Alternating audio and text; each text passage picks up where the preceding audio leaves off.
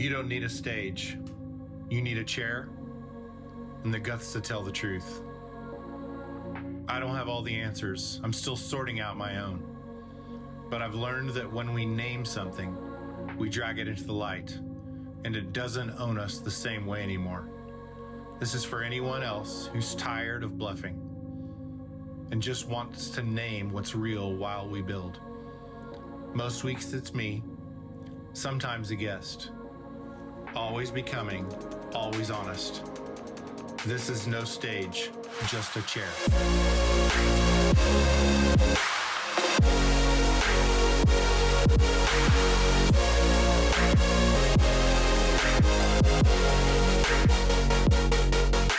Let's start with a story. 23 years ago, sitting down in a back room at a music venue with a songwriter friend of mine. I still remember way too many details from that night. We were eating lasagna, sitting at a big plastic table, surrounded by all the other guys in the band and some friends that were backstage and kind of all that. And as we were sitting down and talking,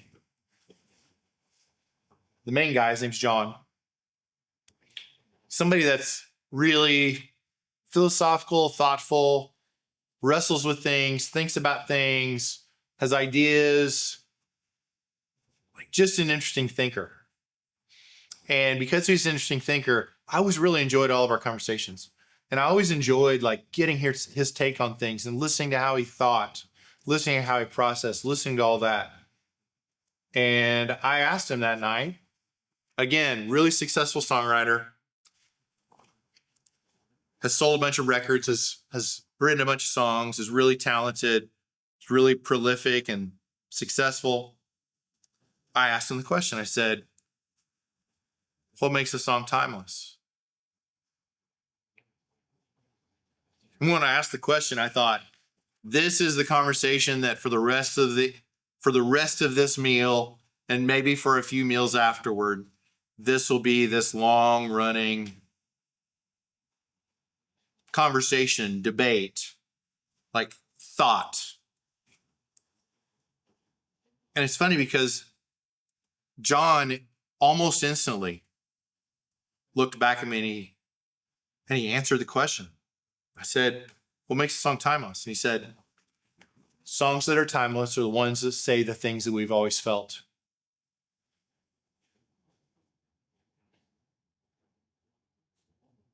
And I thought,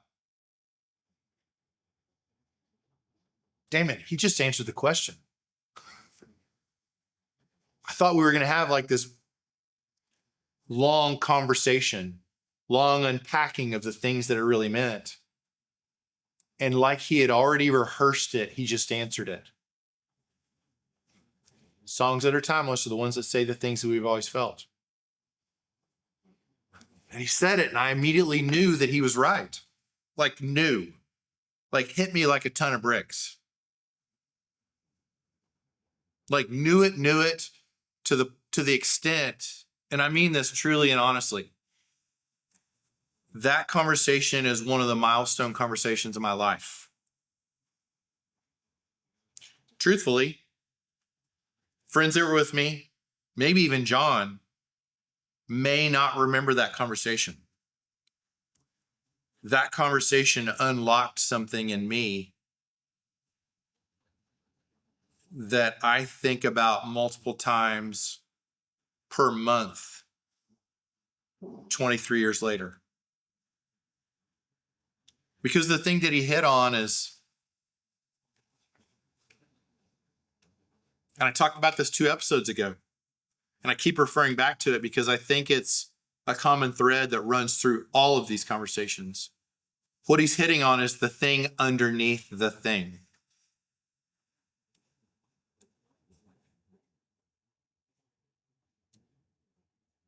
It's the feeling that it gives us.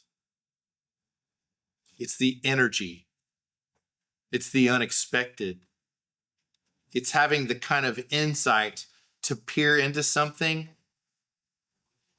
and see beyond the obvious.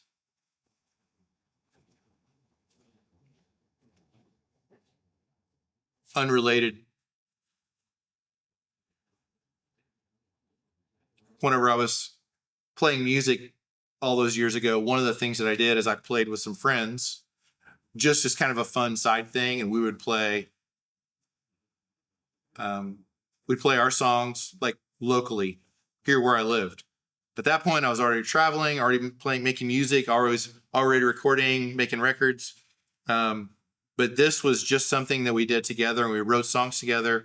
And the goal wasn't to make it. The goal was to just do something fun together, which was awesome. And one of the things we did is at every show, we called it the guilty pleasure song. We would pick one song for every show. And that one song was, everybody makes the joke, and everybody's made it for years. Like at every show, there's that one guy in the crowd that yells "Freebird." I don't understand why, but it's become like a meme at this point. It's not Freebird. It's not the song that you would automatically assume that you need to do. It's not the hit of the moment. It's not the obvious thing. But what we were always looking for with our guilty pleasure song is we wanted to find the one song that when we started playing it, that every toe in the room would start tapping. And everybody would hear that song and go, "Oh, man, I loved this song. Man, I haven't heard this song in forever. Man," like something, everybody responded to it. It's not the song that makes your top 5 of all time list. It's not your big hit. It is the one that you hear it and just, it evokes an emotion. That was our guilty pleasure. We were always looking for it. It's not Sweet Caroline. It's Africa by Toto. Like everybody, whenever you go to karaoke night, wants to sing Sweet Caroline. They want to sing this song that they know will evoke an emotion. And instead it's like, no, I want to play that song that you hear the riff, you hear the beat, you hear the loop, you hear the thing, and all of a sudden you go, yes. And that's the thing that John was referring to when he said, it says the thing that we've always felt.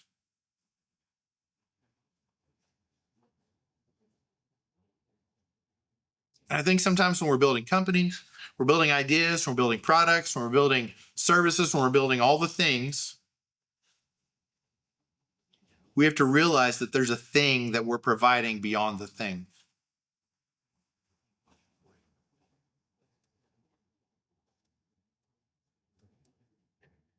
I have a mechanic that I've gone to for 25 years. His name's Chris. 25 years I've gone to the same mechanic. It's kind of crazy to even think about. And I went to Chris because one of my good friends recommended him. And he's just always taken care of me. And I remember at one point, I was driving late at night downtown Oklahoma City, and there was an area that had new construction, and they just built in this new divider in the road that I didn't know was there. And I was driving, and it was late at night, and I wasn't really paying attention, and I drove over that divider, and I absolutely destroyed the rim of my car. Just destroyed it. And whenever it destroyed the rim of my car, pull over, put a spare on the top, put a spare tire on my car, called Chris the next morning and said, "Hey, I need you to look at my suspension, make sure I didn't break anything." I said, "Sure, bring it on over." I bring it over, give him the car. He calls me later that day, said, "Hey, suspension's fine. Your rim is toast. It's ruined." And then he says, "Hey, I just texted you an eBay to replace the rim." And it was like a fraction of what I thought I was going to pay for it. He was like, "Hey, if you want me to, I'll just go ahead and buy this one and get it, and I'll just take care of it. That way your rim is already taken care of. Everything is already taken care of." And I was like, "Yeah, sure. Yeah, how much is it going to be?" And he was like, right there. That's the price. What I just sent you, the eBay, is the price. I'll charge you $15 for mounting. That'll take care of our time, but that's what the price is. And in this little tiny way, it's little. He took care of me.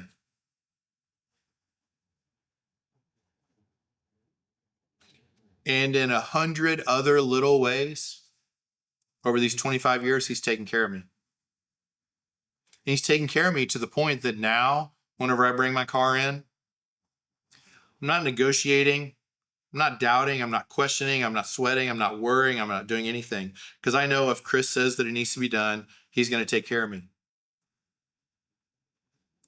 Because what he does is he fixes my car. What he is somebody that I trust. Songs that are timeless are the ones that say the things we've always felt.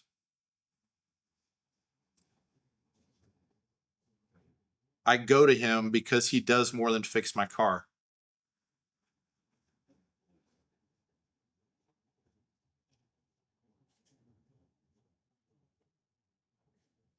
I need us to all realize that the thing we do sometimes, oftentimes, most of the time is actually deeper than the service we provide.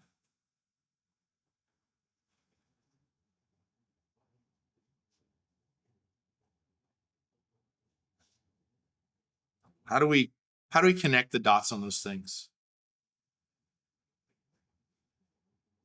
How do we realize that the truth in the love song is that we all want to be in love. We all want to feel loved. We all want to feel all these things. We want to feel rescued. We want to feel worthy. We want to feel all these things. We want to ask questions. We want to find meaning. We want all these things. It's pointing back even to the last episode of this podcast. I talked about the headmaster, and we figured out their message isn't the articles that have been written about them. It's looking somebody in the eye and saying, I care about the future of your child. Because all of a sudden, he's speaking in a way that is felt.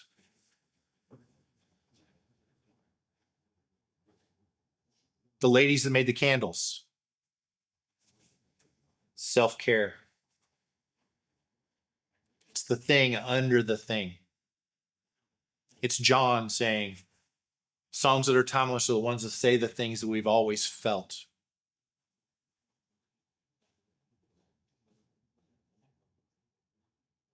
As we're figuring out our strategy and our business plans and all those things, can we keep coming back to the thing that is felt? Because the thing that is felt is timeless. We can have specials. We can have campaigns. We can have advertising. We can have all the things. We can spend all of the money on all the temporary things. And maybe it works a little bit. Maybe it works a lot. But it doesn't work forever.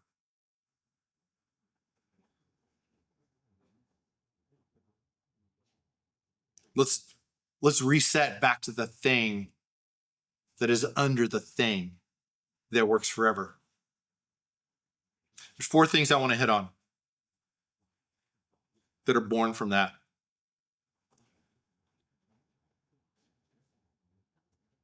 Sometimes truth doesn't need polish, it needs space.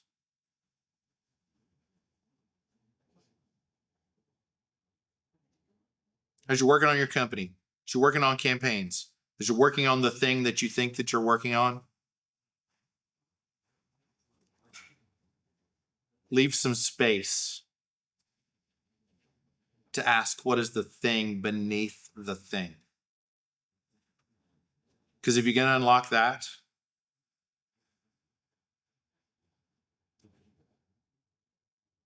man, your impact is off the charts. Second thing, I've made this comment a couple times already in these episodes. I talk about mile markers. Over the course of my life, I'm 53 years old right now. Over the course of my life, there's been less than 10 mile markers in my world. One of them is John saying, songs that are timeless are the ones that say the things that we've always felt. That's one of my mile markers. Another one of my mile markers is my 4 things. Work that I'm proud of with people that I respect on projects that I love that might change the world. That's my most recent mile marker that I know. There are less than 10 mile markers that track back over the course of my life. And whenever I look at them, those mile markers are the things that have shaped me. They're the things that have shaped my point of view. They're the things that shaped how my heart is wired. They're things that shaped how I think and how I present and how I care.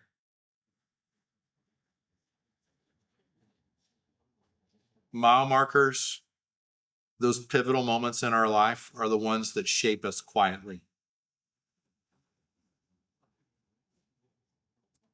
So take a moment, even just today, have a conversation with a friend, talk with somebody you trust, sit down with your spouse, talk about the things that are mile markers in your life, talk about the things that have shaped who you are, say them out loud.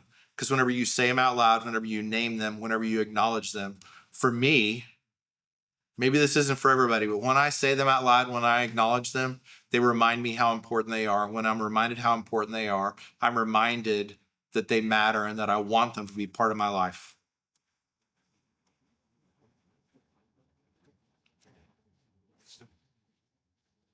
For the most part,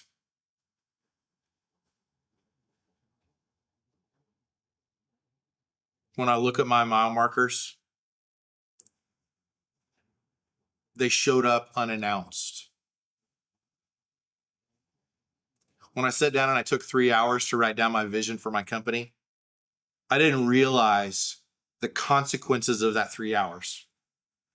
When I sat down at that white folding table and ate lasagna with John that night, I didn't realize the consequence of the conversation that we were about to have. When I look at the mile markers that I have in my life, with my parents, my education, with the people that have poured into me, with the people that have cared for me, with all the things that have happened to me, all of those mile markers showed up unannounced.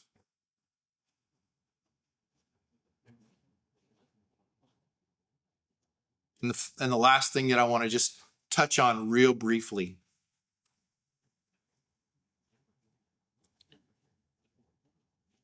I believe that those mile markers will show up unannounced. Those meaningful things will happen in our lives.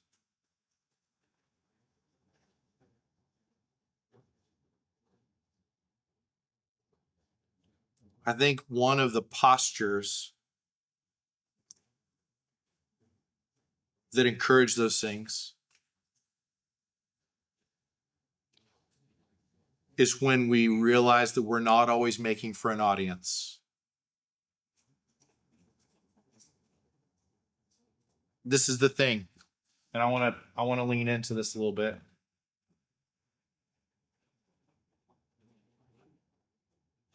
That conversation with John, I didn't do that so I had a good story for today. That 3 hours that I spent on my vision, I didn't do that so I had a good story for the last episode. Most of the stories that I tell didn't start because I thought they would be good stories to tell. They kind of showed up unannounced. And they showed up most of the time when nobody was watching. And if you take away anything from today, take away the thought that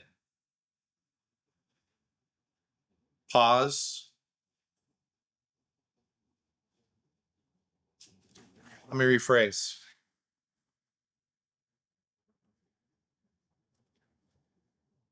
Listen to your heart.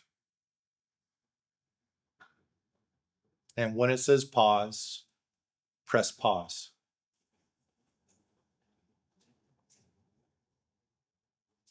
When it says listen, listen. When it says don't rush ahead, don't rush ahead.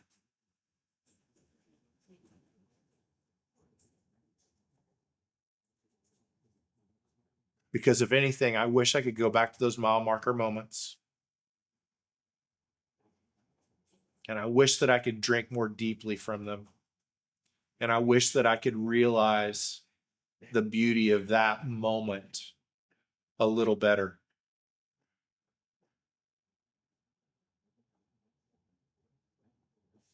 Little random side note. I'm a huge basketball fan.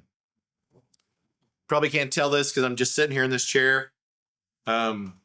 If you've never met me in person, I'm a larger than average fellow. I'm 6'8". I got some long arms and big hands. And as a byproduct of that, I'm a big basketball fan. And I'm an Oklahoma City guy. So roll your eyes if you want, for those of you not in Oklahoma City. But we just won the world championship. And there's a guy here in Oklahoma City that's on a podcast. And he said this thought that has kind of rattled around in my head a little bit. I've been a fan all the way back in when the Thunder first moved to Oklahoma City. We had Russell Westbrook and Kevin Durant, James Harden, and all the things. And this podcast, this guy who does he's a reporter, and he talks about in the build up to this season, he kept saying to everybody, enjoy this, because someday we'll refer to this as the good old days. We are living the good old days right now. So enjoy this moment. And I think about my mile markers, and I think constantly, I wish I'd appreciated them a little bit better, because this is the good old days. So in those moments, pause, rest, enjoy, listen. And as always, this is where I say it messy, before anyone can assume that it was a tidy all along. Thanks again, and I'll see you next week.